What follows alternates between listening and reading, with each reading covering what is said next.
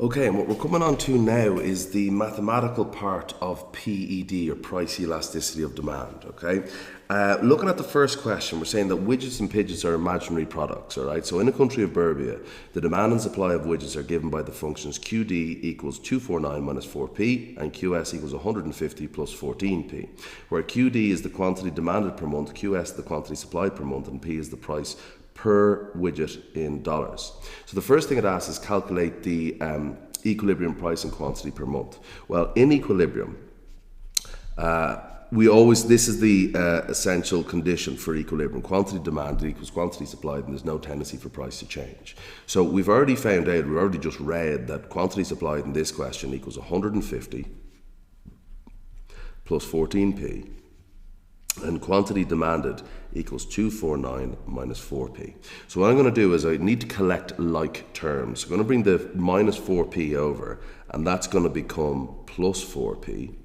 And then I'm going to bring the 150 over, that's 249, and that becomes minus 150. Okay, then what I'm going to do is get 18p equals, and then 249 minus 150 equals 99. Okay, so now what I'm going to do is get out my iPhone here, and just so you can see, and I'm going to say 99 divided by 18 equals, and that's 5.5. So we're dividing both sides by the number before the letter we're trying to find. We know what 18p is, but we want to know the price of one good, and that's $5.50. Now that's the equilibrium price. Now, how do we find the equilibrium quantity? Well, we've got an option, because don't forget, now what have we just found? We found the price where quantity demanded equals quantity supplied. We found the price where they are the same. So whether I put this price into the quantity demanded function or the quantity supplied function, it does not make any difference. Just purely because it's the first one there, I'm going to put it into the quantity demanded, and I'm going to go QD equals 249 minus 4p. QD equals 249 minus 4 times 5.5. QD equals 249 minus 22. 4 times 5.5 is 22. And QD equals 249 minus 22 is 227. So what we've got here is we've got an equilibrium price of 550. An equilibrium quantity, I'll write EQ here, Q, equilibrium quantity of 227 units. Okay, always try and keep some form of unit, I suppose, really is the only word that's come to my mind at the moment. Now, calculate the excess demand or excess supply and state which of these it is at a price of $8.50. Well, the easiest thing now, but I just do want to appeal to your intuition. We know that the law of demand states that as price increases, quantity demanded falls. And we know the law of supply states that as price increases, quantity supplied increases. So we know that quantity demanded and quantity supplied are equal at a price of $5.50. At a higher price, what would we expect to happen? Well, we'd expect the quantity supplied to increase and the quantity demanded to decrease. Now, so straight away we should be realizing that it's going to be an excess supply. But let's just check it out anyway. QD equals, and where am I getting this one from? Just up the top here, okay? 249 minus 4p. So it's 249 minus 4p. QD equals 249 minus 4 times 850. QD equals 249 minus, get out the old calculator here, right, or the iPhone in this case, and I'm going to say 4 times 8.5, and that equals 34. Okay, and QD equals, it's 215 units, and I'll just out of pure fear, I'm going to check here, 249 minus 34, and that's 215 units. Okay, now what's quantity supplied then in this case? Well, quantity supplied, again, just reading it off the top here, is 150 plus 14p. Quantity supplied equals 150 plus 14 times 8.5. Quantity supplied equals 150 plus, and we're just up here now, 14 times 8.5, and that equals 119. And QS equals plus 150, and that's 269.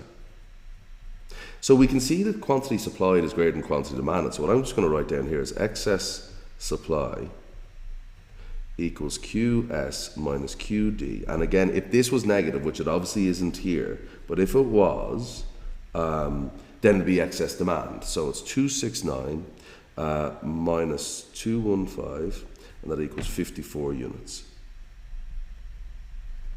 And there we go.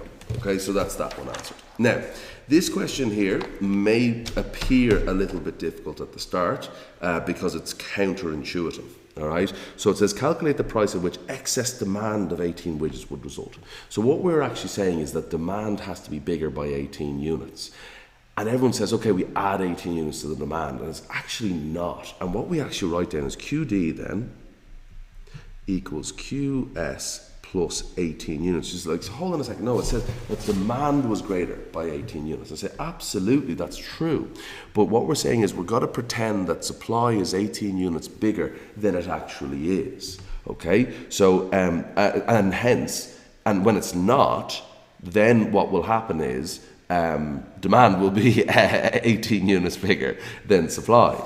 Okay? So we go, quantity demanded equals 249 minus 4p. Okay? So 249 minus 4p equals quantity supplied is 150 plus 14p.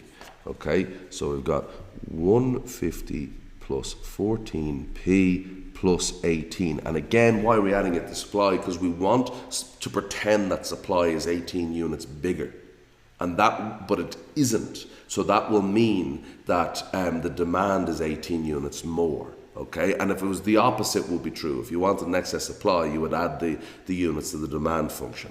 All right, so now I'm going to be economical with my space here.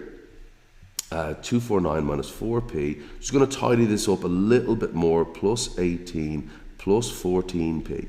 So we've got 249 minus 4p. Just making sure you guys can see, and you can, equals 168 plus 14p.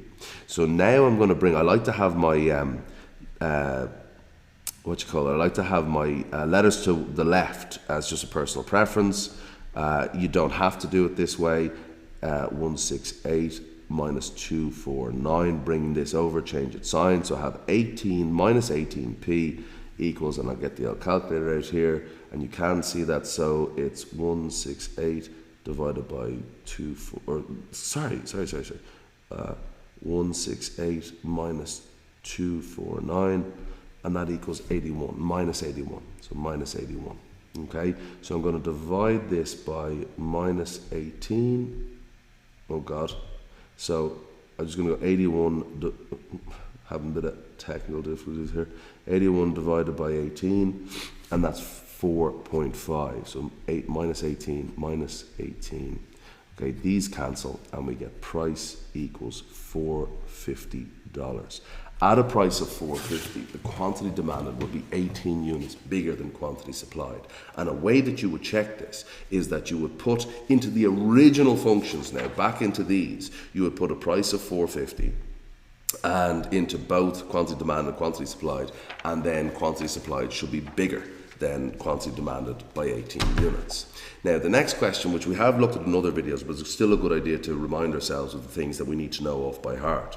A demand curve is drawn under the assumption of ceteris paribus, meaning all of the things equal. Using an example, outline why the assumption of ceteris paribus is necessary when analysing the effect of a change in price on the quantity demanded of a product. Well, what ceteris paribus means is what analysing the effect of a change in price on quantity demanded means is you have to only be looking at the effect on quantity demanded caused by a change in price. Now, if something else was to occur, something like an increase in income while price also rose. So if price rose, you'd say, okay, there's going to be a reduction in quantity demanded. But what happens if there was a, price rose by 10%, let's say, and income quadrupled? Well, people may end up buying more of that good in spite of the rise in price. And then you could incorrectly conclude that an increase in price can bring about an increase in quantity demanded, and that is wrong. And the reason that's wrong was something else was occurring at the same time that an increase in price occurred, and as such that gave a distorted view of the effect of a change in price only on quantity demanded. So this means that a change in price, a change in any of the non-price determinants of demand, such as a change in income or a change in taste and preferences, may distort the effect of a change in price. meaning that the input of a change in price alone cannot be determined unless all other factors are unchanging. Forgive my Sanskrit writing here. Now, the next one here is the demand for which is considered to be unit elastic at the current price. That means the percentage change in quantity demanded is equal to the percentage change in price. Okay, so outline the meaning of the term unit elastic. A change in the price of a product results in an equal percentage change in the quantity demanded of that product. That's all that means. Percentage change in quantity demanded is equal to the percentage change in price. That's what unit elastic means. Now, forgive me, I'm trying to be efficient with time. Okay, I don't wish to rush, but I am trying to be efficient. Now, again, forgive me when I adjust the. Here we go, the camera. Now, right. Explain two determinants of the price elasticity of demand. Things that affect whether a good is elastic or inelastic. All right. Now, it only asks for two, but I'm going to give you four. So the first thing that I'm going to talk about is number two, believe it or not, which is the availability of close substitutes. And what we mean by that is if close substitutes are available, the good is going to be more elastic. And the reason being that if I have more choice, if I have 20 different items that perform the same function as the good in question that I have available for me to buy, and the price of one of them goes up, I'll just buy any one of the other 19. And that's a very elastic reaction to a change in price. That means that the percentage change in quantity demanded will be much bigger than the percentage change in price because of the options available to me. If there's no substitutes available, which is an extreme case or less, the good will become more inelastic because the consumer then only has two options if there's only one good available with no substitutes, which is either buy the good at the increased price or don't buy it. All right, so if close substitutes are available, the demand for a good will be price elastic, as an increase in the price of the good is likely to lead to customers switching to alternatives, causing the quantity demanded of the good to decrease significantly. The percentage change in quantity demanded will be greater than the percentage change in price. The degree of the necessity, which is number one, if it's something like a life-saving medicine and the price of it goes up 300%, which has actually happened, and I think the price of one medicine went up 3,000%. I'm not 100% sure. And the reason was because, there were no substitutes and it was a massive necessity. So people were like, if I don't buy this medicine, I will die. All right, so then what happened was they had to make reductions in their consumption of other goods in order to afford this medicine at the higher price. If a good is a necessity, then demand will be price inelastic, as consumers will attempt to avoid a reduction in consumption following a price rise. Any reduction in consumption that does occur following a price rise is likely to be proportionately smaller than the change in price.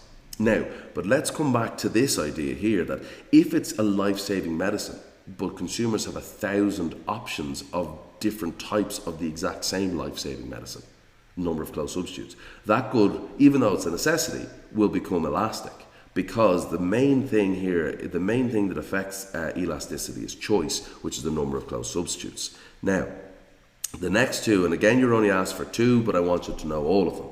Proportion of income spent on the good. So I'm in Mongolia, so like if something rises from 1 tugrit to 2 tugrit, right, or if it goes from 1 US cent to 2 US cent, well then it's not going to matter because it's such a low proportion of the income, so it will be incredibly inelastic demand. There will be no real change in quantity demanded following the 100% increase in price, because the proportion of the income of the consumer spent on the good is so low, it just doesn't really matter.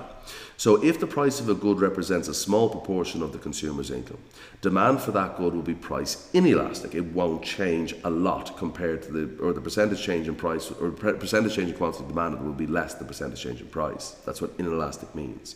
As a change in price will have little impact on the ability of the consumer to purchase the product. Now, the next one is time horizon. So everybody always says that gasoline is an inelastic good. And that's true. All right. So if the price of gasoline or petrol rises, it could rise 50%. People's consumption of it tends not to fall by 50%. It tends to fall by less than the percentage increase in price, making it inelastic. But what happens over the long term? Well, over 3 or 5 or 10 years, if the price stays still high, whatever you consider or whatever high means, Well, people may buy smaller cars, may start to walk to work, may sell their car and get public transport. So, the longer the time horizon, the more elastic a good is. Consumers are better able to react to changes in price if they have more time to do so. That's why the longer the time horizon under consideration, the more elastic a good is. Therefore, demand is more likely to be price elastic the longer the time period under consideration, and that's 100%.